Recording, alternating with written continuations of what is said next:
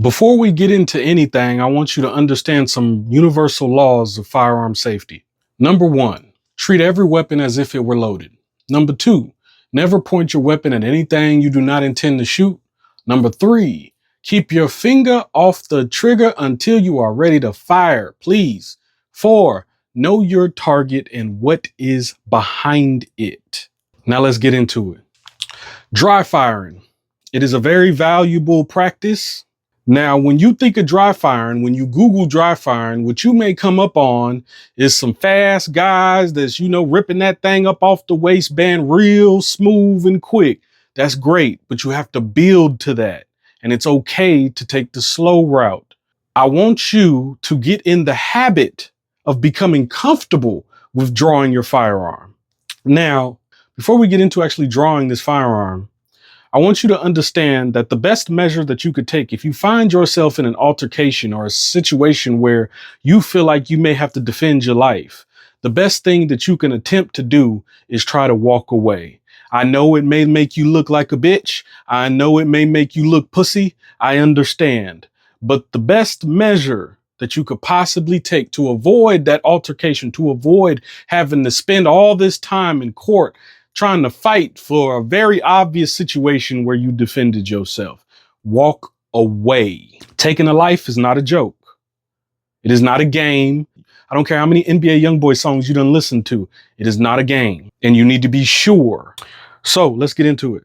First, I want you to place one foot behind the other. Now, let's say you're in this situation and you're trying to back up. Hey, look, man, I don't want no problem with you. You got it, bro. You got it. You got it. You got it, right?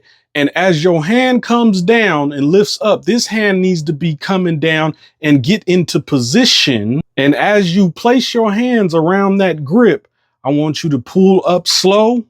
As your hands come up and you position yourself to be able to fire, I don't want you to lock your arms out. Do not lock your arms out.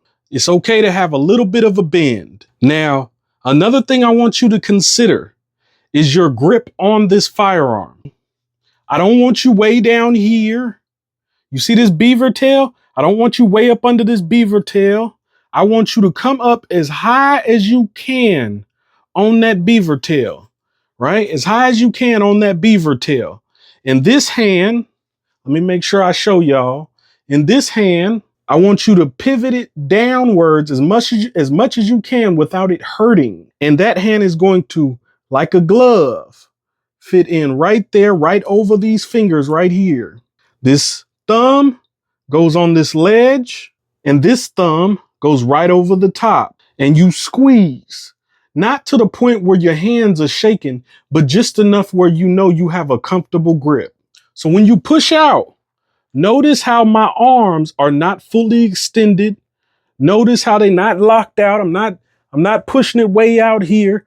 No, just right here. I want you to practice that over and over and over again. And just a disclaimer, this is my everyday carry. This is my EDC. This is the Gen 6 Glock 17. And this firearm is loaded. Okay, because I carry this around day to day, this firearm is loaded. So if you wonder why I'm not pulling the trigger or any of that, it's because this firearm is loaded. Now, when you get through with being here, I want you to practice going in reverse. Taking a step back, coming down, pull your shirt up and into the holster. Let it go. And I want you to practice that over and over and over again. Now, there is technology out there where you can place a little laser inside your firearm and shoot it at little Amazon targets and stuff like that. That's great too. There are systems out there that you can purchase to where you can somewhat simulate firing that firearm, but nothing beats one, training in the range or outside of it. Nothing still beats dry firing. As a matter of fact, hold on, I'm gonna go get a different firearm so I can actually show y'all. Okay, because quite frankly, I don't feel like unloading my shit and reloading it back up. So we're gonna use something that's already empty. This right here is the Smith & Wesson MMP 2.0 HD metal, full steel frame. Damn nice gun. Same thing, right? You push out, you come here, Now, when your finger is on that trigger, do not place your finger on that trigger until you are ready to fire. Now, when you are ready to fire, here's what I don't want to see. Okay. I don't want to see half your whole finger all over this trigger like this. I don't want to see that. Place the tip of your finger on the end of that trigger. Place the tip of your finger on the tip of that trigger and pull. I want you to practice that over and over and over again until you get faster and faster and faster and smoother and cleaner. I want you to do that over and over again, 1,000 times. So when you're in these scenarios and situations, it'll be like second nature to you. I want you to remember your grip management, your trigger control, all of it matters. And these are things you can only master by being in the range, by training, by practicing, by hiring your local firearm instructor to show you how. No, don't go to the gun store, buy your first Glock 19, toss it in the closet and just leave it there till 10 buck fucking 2. You have to train, you have to practice. You have to put yourself in the mindset of what it would be like in the scenario of you defending your life or you protecting your family. You want to be ready when the time comes. And the only way you can be ready is if you practice. And dry firing is great practice. So let's do it one more time. Hand comes down, shirt comes up, hand goes on gun, gun comes out, arms extend, no finger on trigger until you are ready to fire. Right now, you're just assessing a threat. This is the warning. Now, when you're ready, now if that threat is refusing to back off, if you still feel like you're in fear of your life, finger on trigger. Remember your grip, all right? Hand pivoted forward, right across the other hand like a glove. This finger, this thumb on this ledge, this thumb right over the top. Squeeze, aim, get your sights on target, squeeze and let it go. Now, when you're done, right? When you're done and it's time to put it away, same movement. Step back, hand goes down, shirt comes up, gun goes away, shirt drops. And that concludes that. I want you to practice that movement over and over and over again till you get sick of it. And then after you're done, practice again. And then after you're done, go and take your ass down there to the range, shoot you about 250 shots. If you can't afford 250, shoot you a 50 shot box. Try to do that at least twice a week. If you can't afford that, do it once a week. Can't afford that, do it once a month. But do not get a gun, get a firearm, and just toss that thing in the closet. And then be surprised when you end up dropping that motherfucker, when you end up doing something wrong, when you end up shooting yourself, when you end up cheddar bobbing yourself, all because you didn't practice. You didn't train for this. You weren't ready. Don't make an excuse. Get ready. Be a part of the solution or continue to maintain the problem. EDC. Your EDC is going to be subjective. What works for me may not work for you. What works for you may not work for me.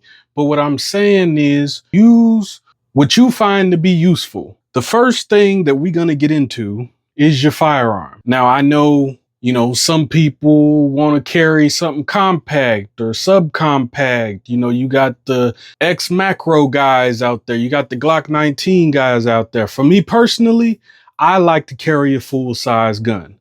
And my full-size choice is the Glock 17 Gen 6. Okay? You carry what is comfortable for you to carry. This doesn't mean you need to go out there and get you a Gen 6 Glock. It doesn't mean you can go get you a Taurus for all I give a damn. But find you something that is comfortable for you to carry. Okay? For me, this is quite comfortable for me. It's good for me. This is what I carry on me every single day. Prior to this, it was the Polymer MMP 2.0 from Smith & Wesson. Still love that gun. Still have that gun. Always going to keep that gun. But now we trying out something new. Something else is extra spare mags. I usually carry 2 extra mags on me with a mag in the gun. So it's 3 mags total. Now, do I need all of this ammunition? No, absolutely not. I don't know who I intend to get in the gunfight with, but I don't need all of this. But I'd rather have it and not need it than to need it and not have it. You know the saying. Another option, a flashlight. This flashlight right here, I have had, I don't even remember what it's called, to tell you the truth. I know it is USB-C rechargeable. I know it is bright than a motherfucker. And I know it works for what I need it to do. It has a strobe feature on it. It has a dimming feature on it. It has settings to where I can go from the brightest setting that'll blind a motherfucker to the lowest setting that is a lot more manageable, which is where I usually keep it at. You have a wallet. This is a Ridge wallet. I'm pretty sure everybody's familiar with one. Mine is all beat up, as you can see.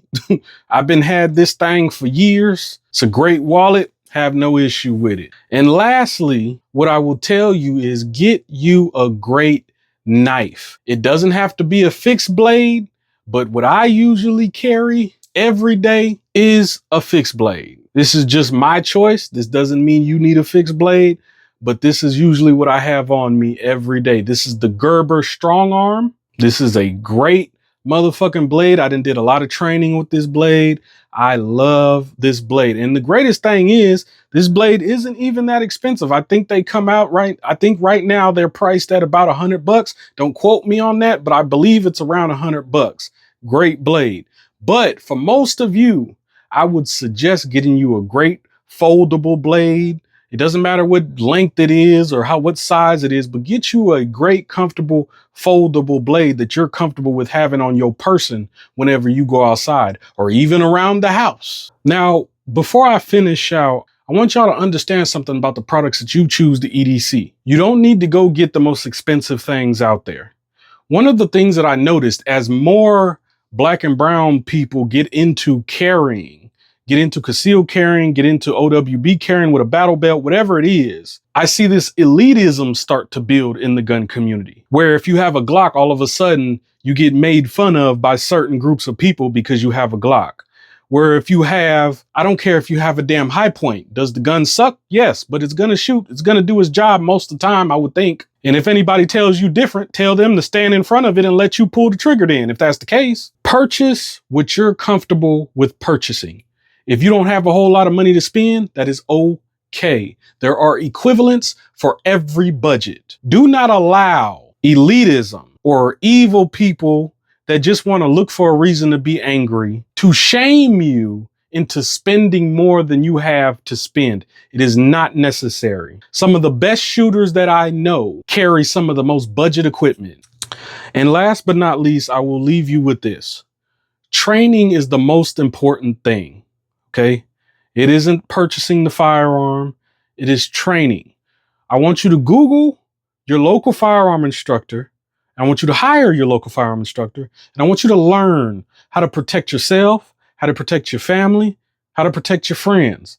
And then if you want to, from there, when you become self-sufficient, you can then go and train your family, your friends, your coworkers. You can do all of that. And then guess what? They can train their friends. They can train their family. They can train their coworkers. And y'all can make it a thing. Part of the problem in our community is everybody wants to discuss the issues, but nobody wants to be the actual cure.